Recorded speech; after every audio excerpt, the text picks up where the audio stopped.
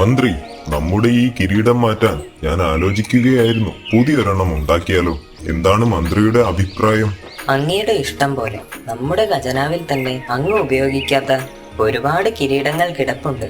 പുതിയൊരെണ്ണം ഉണ്ടാക്കുന്നതിലും നല്ലത് അതിൽ നിന്ന് ഏതെങ്കിലും എടുത്ത് ഉപയോഗിക്കുന്നതല്ലേ? പുത്തൻ പണം ചിലവാകുകയുമില്ല. അതെ, നിങ്ങൾ പറഞ്ഞത് ശരിയാണ്. എന്റെ മുത്തച്ഛന്മാരുടെ കാലത്ത് അമൂല്യമായ കോഹിനൂർ കല്ലുകൊണ്ട് നിർമ്മിച്ച ഒരു കിരീടമുണ്ട്. അത് ധരിക്കാൻ ഞാൻ ആഗ്രഹിക്കുന്നു. ആരവിടെ? നമ്മുടെ ഖജനാവിലുള്ള കോഹിനൂർ കിരീടം എത്രയും പെട്ടെന്ന് നമ്മുടെ മുന്നിൽ ഹാജരാക്കുക. ഉത്തരവ് രാജൻ.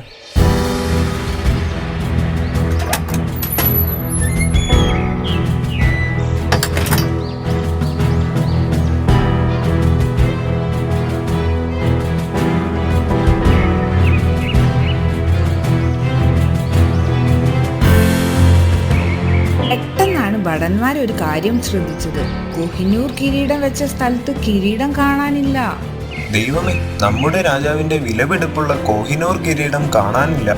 എന്ത്? സൂക്ഷിച്ചു നോക്ക്, നിലത്തെവിടെങ്കിലും വീണ് കിടപ്പുണ്ടാവും. ഭടന്മാർ ആ ഖജനാവ് മുഴുവൻ അരിച്ചു പെറുക്കി, പക്ഷെ കിരീടം മാത്രം കണ്ടെത്താൻ കഴിഞ്ഞില്ല. എന്ത്? നമ്മുടെ കോഹിനൂർ കിരീടം കാണാനില്ലെന്നോ? നിങ്ങളൊക്കെ പിന്നെ എന്ത് കാവൽക്കാരാണ്? ആരവിടെ? മന്ത്രിയെ വിളിക്കൂ. മന്ത്രി, കാര്യങ്ങൾ അറിഞ്ഞു കാണുമല്ലോ. നമ്മളിപ്പോൾ എന്ത് ചെയ്യണം? പറയൂ. എനിക്ക് അത് എങ്ങനെയെങ്കിലും തിരിച്ചു കിട്ടണം. പ്രഭു, കള്ളനെ ഞാൻ കണ്ടുപിടിക്കാം. കിരീടം കൊട്ടാരം വിട്ട് പുറത്തു പോയിട്ടില്ല, അതെനിക്ക് ഉറപ്പുണ്ട്. രാജാവിന്റെ കിരീടം മോഷ്ടിക്കാൻ ആർക്കാണ് ഇത്രയും ധൈര്യമുണ്ടായത്? പുതുതായി നിയമിച്ച ഭടന്മാരെ നമുക്ക് മുന്നിൽ ഹാജരാക്കാൻ പറയുക. മന്ത്രി, നമ്മുടെ കോഹിനൂർ കിരീടം കൊട്ടാരത്തിലെ ഭടന്മാർ മോഷ്ടിച്ചതാണെന്ന് നിങ്ങൾക്ക് ഉറപ്പാണോ? അതിനെന്തെങ്കിലും തെളിവോ സാക്ഷികളോ ഇല്ലാതെ എങ്ങനെ കണ്ടുപിടിക്കും? പ്രഭു, താങ്കളെപ്പോലെ ഞാനും നമ്മുടെ ഭടന്മാരെ വിശ്വസിക്കുന്നു. എന്നാൽ പുതുതായി നിയമിച്ച 4 ഭടന്മാരുണ്ട്. അവരെ പരിശോധിക്കാൻ എന്നെ അനുവദിക്കൂ. ശരി, നിങ്ങളെ ഞാൻ വിശ്വസിക്കുന്നു. ആരവിടെ? ആ 4 ഭടന്മാരോട് രാജകോടതിയിൽ ഹാജരാകാൻ പറയൂ.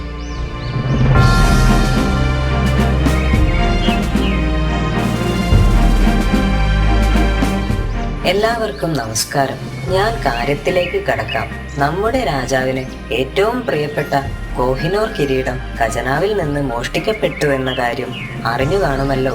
അത് നമുക്ക് എത്രയും പെട്ടെന്ന് തന്നെ കണ്ടെത്തണം. കള്ളനെ കണ്ടെത്തുന്നതിന് നിങ്ങളുടെ സഹകരണം ആവശ്യമാണ്.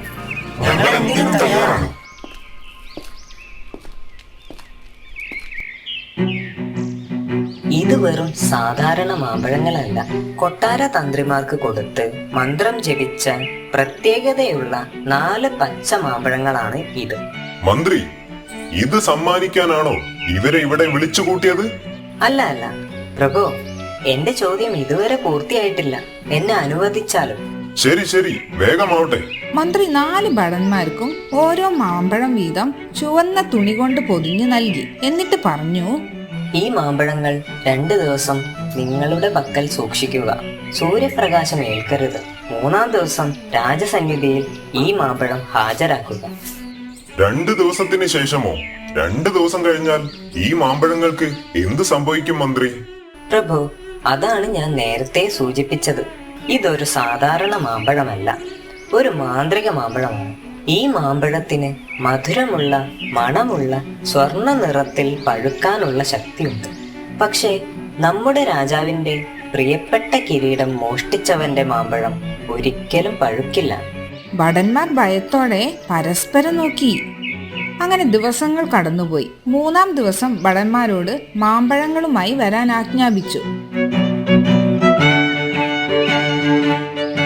മാമ്പഴം എനിക്ക് കൈമാറൂ. ഭടന്മാർ മന്ത്രിക്ക് മാമ്പഴം നൽകി. മന്ത്രി ഓരോ മാമ്പഴ കെട്ടുകളും അഴിച്ചു. എല്ലാവരെയും അത്ഭുതപ്പെടുത്തി. മാമ്പഴങ്ങളിൽ ഒന്നൊഴികെ ബാക്കിയെല്ലാം പച്ചയായിരുന്നു. ഒരു മാമ്പഴം മാത്രം സ്വർണ്ണ നിറത്തിൽ പാകമായിരുന്നു. പ്രഭു, അങ്ങയുടെ കിരീടം എടുത്തത് ഇവനാണ്. എന്ത്? അതെങ്ങനെ മനസ്സിലായി? വിശദീകരിച്ചാലും. പ്രഭു, ഇത് സാധാരണ മാമ്പഴങ്ങളാണ്. ഞാൻ ഒരു മന്ത്രവാദവും ഇതിൽ നടത്തിയിട്ടില്ല. അങ്ങയുടെ കിരീടം മോഷ്ടിച്ചവൻ ഭയന്നുകൊണ്ട് രക്ഷപ്പെടാൻ വേണ്ടി പച്ച മാമ്പഴത്തിന് പകരം പഴുത്ത മാമ്പഴം വെച്ചു. ബലേവേഷ്, ആരവിടെ? ഇവനിൽ നിന്നും കിരീടം കൈക്കലാക്കി ഈ കള്ളനെ എത്രയും വേഗം തുറങ്കിലടയ്ക്കൂ.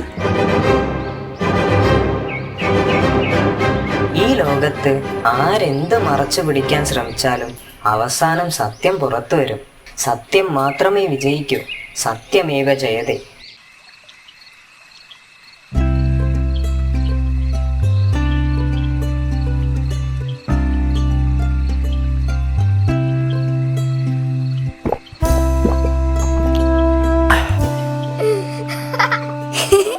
ഞാൻ ഫസ്റ്റ്. ഓ പതുക്കെ വന്നോ കുറുമ്പൻ.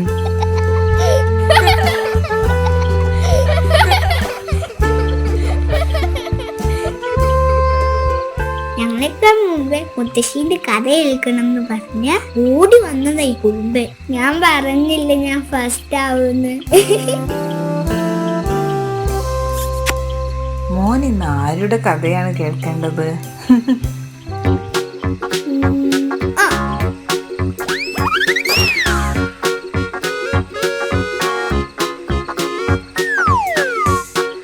എനിക്ക് മയിലിന്റെ കഥ കേൾക്കണം.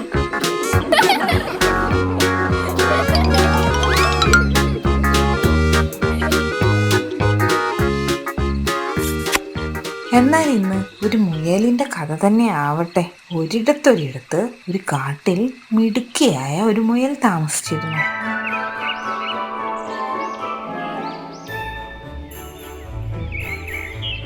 അവൾക്ക് ആ കാട്ടിൽ ഒരുപാട് കൂട്ടുകാരും ഉണ്ടായിരുന്നു. മറ്റു മുയൽ കുഞ്ഞുങ്ങളെല്ലാം മൊബൈലിൽ കളിച്ചും സിനിമ കണ്ടിരിക്കുമ്പോൾ നമ്മുടെ ഈ മുയൽക്കുട്ടി മാത്രം കാട്ടിലൂടെ കറങ്ങി നടന്നു. അങ്ങനെ ഇരിക്കെ ഒരു ദിവസം അവൾ ഫോൺ ഓഫ് ചെയ്ത് കാട്ടിലേക്ക് നടക്കാനിറങ്ങി. പഴങ്ങൾ പറിച്ചു കഴിച്ചും കാടിന്റെ ഭംഗി ആസ്വദിച്ചും അങ്ങനെ കറങ്ങി നടന്നു.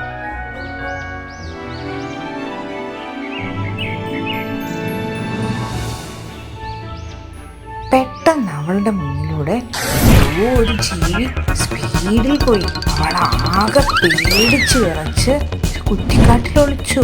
അയ്യോ പാവം. എന്നിട്ട് അവൾ തളർന്നില്ല.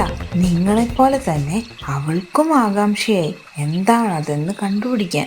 നിങ്ങൾക്ക് മനസ്സിലായോ അതെന്ത് ജീവിയാണെന്ന്? ഇല്ല മുത്തശ്ശി, എന്ത് ജീവിയത്? കടുവ?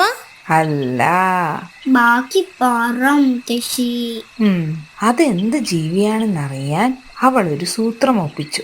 അവൾ അവളുടെ മൊബൈൽ ഫോൺ ഓൺ ചെയ്ത് ഫോട്ടോ എടുക്കാൻ നോക്കി. പക്ഷെ ഫോണിൽ അതിന്റെ ഒരു പൊടി പോലും കണ്ടില്ല. പെട്ടെന്ന് അവളുടെ പുറകിൽ നിന്നൊരു ശബ്ദം.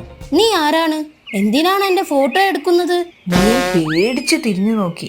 അപ്പോൾ അതാ സുന്ദരനായ ഒരു മാൻ നെഞ്ചും വിരിച്ചു നിൽക്കുന്നു. നമസ്കാരം ചേട്ടാ. ചേട്ടൻ എന്ത് വേഗത്തിലാണ് ഓടുന്നത്? ഇത്രയും വേഗത്തിൽ ഓടുന്ന ആളെ ഞാൻ എന്റെ ജീവിതത്തിൽ കണ്ടിട്ടില്ല. മറ്റുള്ളവരുടെ കഴിവുകളെ അഭിനന്ദിക്കണമെന്ന് മുയലിന്റെ അമ്മ അവൾക്ക് പറഞ്ഞു കൊടുത്തിരുന്നു. ആദ്യമായിട്ടാണ് ആരെങ്കിലും മാനിനെ അഭിനന്ദിക്കുന്നത്.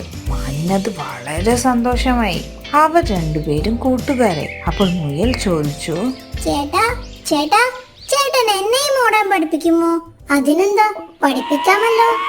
മാൻ മുയലിനെ വേഗത്തിൽ ഓടാൻ പഠിപ്പിച്ചു തുടങ്ങി. ആദ്യത്തെ പല ശ്രമങ്ങളിലും മുയൽ പരാജയപ്പെട്ടു. പലതിലും തടഞ്ഞു വീണു. മുയലിന് സങ്കടമായി. പക്ഷെ അവൾ തളർന്നില്ല. അങ്ങനെ അവസാനം മാനും മുയലും ഒപ്പത്തിനൊപ്പം എത്തി. അവർ പരസ്പരം ഒരു സെൽഫി എടുത്തു. മാനിനോട് യാത്ര പറഞ്ഞ് മുയൽ സ്വന്തം മാളത്തിലേക്ക് പുറപ്പെട്ടു. മാളത്തിലെത്തിയപ്പോൾ കൂട്ടുകാർ ചോദിച്ചു, നീ എവിടെ പോയതാ? നടന്നതെല്ലാം മുയൽ പറഞ്ഞു. അപ്പോൾ കൂട്ടുകാർ അവളെ കളിയാക്കി. അയ്യോ, മാനിനെ പോലെ നീ ഓടിയെന്നോ? പുളു അടിക്കാതെ അങ്ങനെയൊന്നും നമ്മൾ മുയലുകൾക്ക് ഓടാൻ കഴിയില്ല. അപ്പോൾ മുയൽ പറഞ്ഞു, എല്ലാവരിലും നിന്നും നമുക്ക് എന്തെങ്കിലുമൊക്കെ പഠിക്കാനുണ്ട്. കൂട്ടുകാർ വീണ്ടും കളിയാക്കി ചിരിച്ചുകൊണ്ട് പറഞ്ഞു, ഉവ്വ്, അവസാനം നിന്നെ തിരഞ്ഞ് ഞങ്ങൾ ഒരു ആംബുലൻസുമായി വരേണ്ടി വരും. അതൊന്നും കാര്യമാക്കാതെ മുയൽ പോയി സുഖമായി ഉറങ്ങി.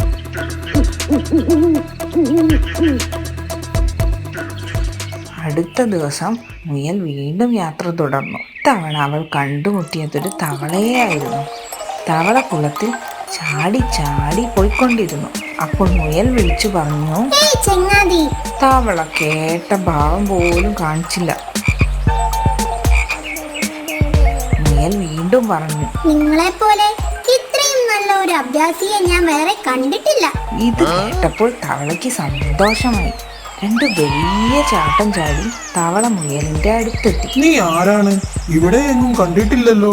അങ്ങനെ അവർ പരിചയപ്പെട്ടു. തവള തന്റെ വീര കഥകൾ മുയലിനോട് പറഞ്ഞു. പാമ്പുകളെ പറ്റിച്ചു രക്ഷപ്പെട്ട കഥയും മുങ്ങാങ്കുഴി ഇട്ട് പോയതും അങ്ങനെ ഒരുപാട് കഥകൾ മുയലെല്ലാം കേട്ടിരുന്നു. അവസാനം മുയൽ ചോദിച്ചു, എന്നെയും പഠിപ്പിക്കാമോ ഇതെല്ലാം?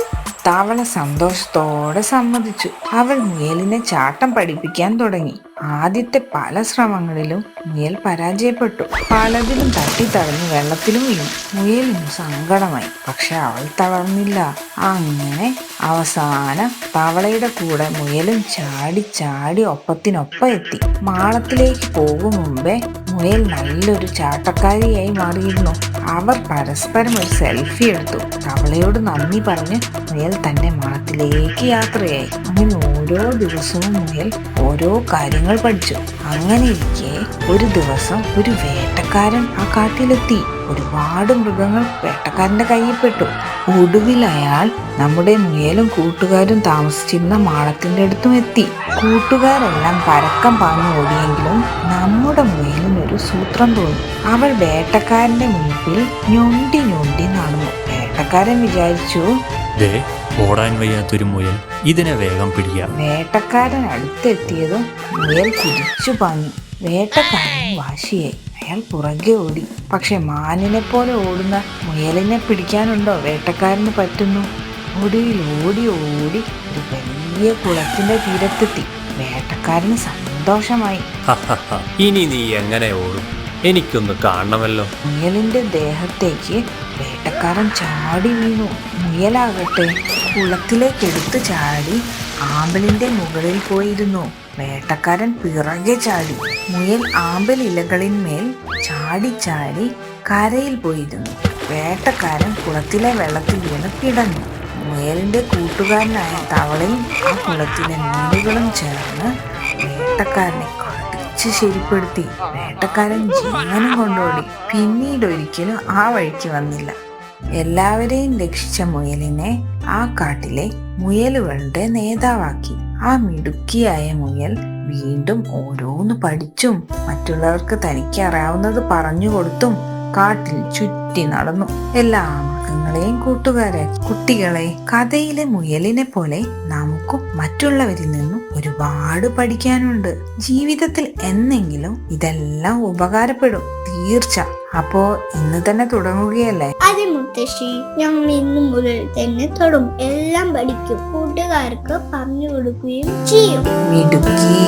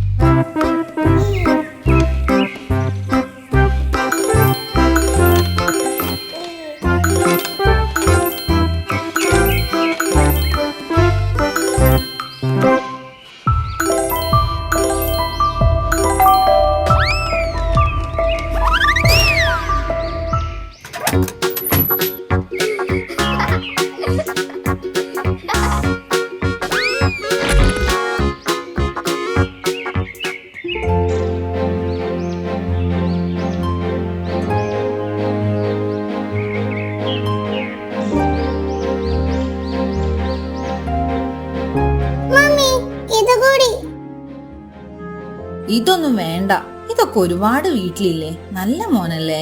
എനിക്ക് വേണം, എനിക്ക് വേണം, എനിക്ക് വേണം, എനിക്ക് വേണം. എന്താ പ്രശ്നം? ഇവൻ ഈ കാറ് വേണമെന്ന് പറഞ്ഞ് വെറുതെ വാശി പിടിക്കുക. ആ, വാങ്ങിച്ചു കൊടുത്തേക്ക്. ആൾക്കാരെ നോക്കുന്നു. അവന്റെ കരച്ചില് നിർത്താൻ നോക്ക്. നിങ്ങളാണ് ഇവനെ ഇങ്ങനെ വാശി പിടിക്കുമ്പോഴേക്ക് എല്ലാം വാങ്ങിക്കൊടുത്ത് വഷളാക്കുന്നത്. എന്നാൽ വാങ്ങിച്ചു കൊടുക്കാതെ അവന്റെ കരച്ചില് മാറ്റാൻ നോക്ക്. ഞാൻ കാറിൽ ഉണ്ടാവും. എല്ലാം വാങ്ങിച്ചു കഴിഞ്ഞാൽ വിളിച്ചാൽ മതി. ഞാൻ പോകുന്നു.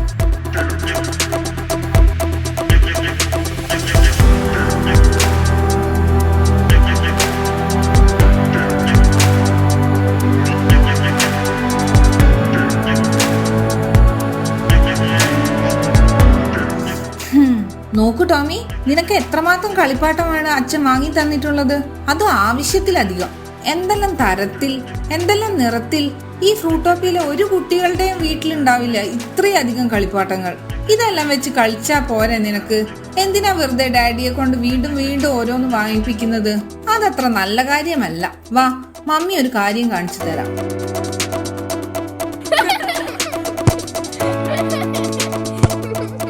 ടോമി, അത് കണ്ടോ? അവർ ഒരുപാട് ടോയ് വെച്ചല്ല കളിക്കുന്നത്, ഒരു പന്ത് വെച്ച് എല്ലാവരും കൂടിയാണ് കളിക്കുന്നത്. നിനക്ക് എന്തുകൊണ്ട് അവരോടൊപ്പം കളിച്ചുകൂടാ? അല്ലെങ്കിൽ അവരെ വീട്ടിൽ വിളിച്ചുകൂടാ? അതും അല്ലെങ്കിൽ നിന്റെ കളിപ്പാട്ടങ്ങളിൽ നിന്നും കുറച്ച് കളിപ്പാട്ടങ്ങൾ അവർക്ക് കൂടി കൊടുത്തുകൂടാ? നല്ലൊരു ഐഡിയ ആണ് മമ്മി. ഞാൻ ഇന്ന് തന്നെ അവരോടൊപ്പം ഒരുമിച്ച് കളിക്കും. ഹായ് ഫ്രണ്ട്സ്, എല്ലാവരും വീട്ടിലേക്ക് വാ. എന്റെ വീട്ടിൽ ഒരുപാട് കളിപ്പാട്ടങ്ങളുണ്ട്, നമുക്ക് ഒരുമിച്ച് കളിക്കാം.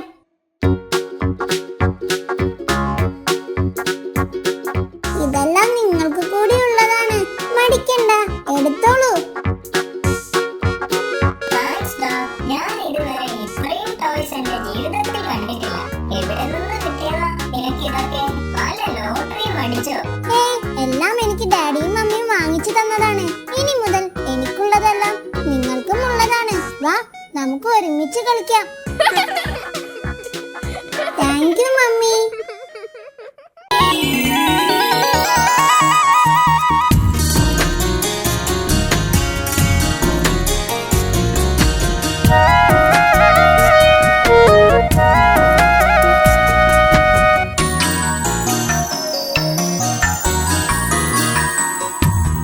മുറ്റത്തിറങ്ങിയിട്ട് മേലോട്ടു നോക്കിയാൽ കാണുന്നതെന്താണ്? മുറ്റത്തിറങ്ങിയിട്ട് മേലോട്ടു നോക്കിയാൽ കാണുന്നതാകാശം, കാണുന്നതാകാശം. മുറ്റത്തിറങ്ങിയിട്ട് മേലോട്ടു നോക്കിയാൽ കാണുന്നതെന്താണ്? മുറ്റത്തിറങ്ങിയിട്ട് മേലോട്ടു നോക്കിയാൽ കാണുന്നതാകാശം, കാണുന്നതാകാശം.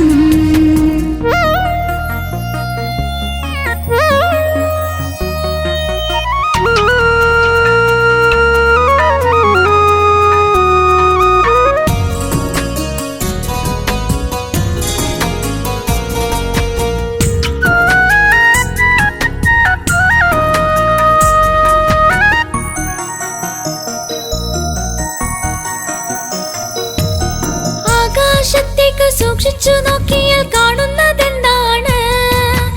ആകാശത്തേക്ക് സൂക്ഷിച്ചു നോക്കിയാൽ കാണുന്നതെന്താണ്? കാണുന്ന കാര്യങ്ങൾ പലതുണ്ട്, കണ്ണിനു കാണാത്തതേറെയുണ്ട്. കാണുന്ന കാര്യങ്ങൾ പലതുണ്ട്, കണ്ണിനു കാണാത്തതേറെയുണ്ട്. അങ്ങു കിഴക്ക് സൂര്യനുദിച്ചാൽ നേരം പുലരുമല്ലോ.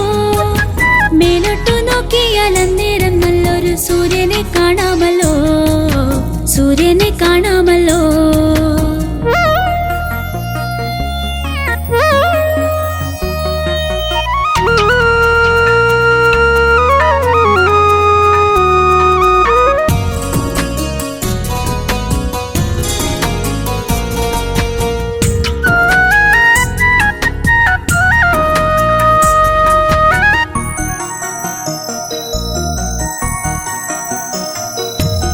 മേഘങ്ങൾ ചിത്രം വരയ്ക്കുന്നൊരാകാശം കാണേണ്ട കാഴ്ചയല്ലേ?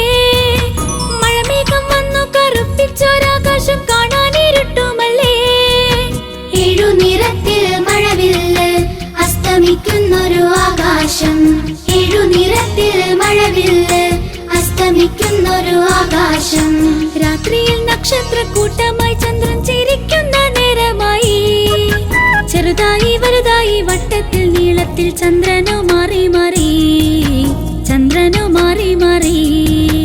സൂര്യനും ചന്ദ്രനും നക്ഷത്രക്കൂട്ടവും മഴയും മഴമേഘവും മഴവില്ലു തെളിയുന്നൊരാകാശം. അങ്ങനെ കാഴ്ചകൾ എത്രയാണ്, കാഴ്ചകൾ എത്രയാണ്. മുറ്റത്തിറങ്ങിയിട്ട് മേലോട്ടു നോക്കിയാൽ കാണുന്നതെന്താണ്? മുറ്റത്തിറങ്ങിയിട്ട് മേലോട്ടു നോക്കിയാൽ കാണുന്നതാ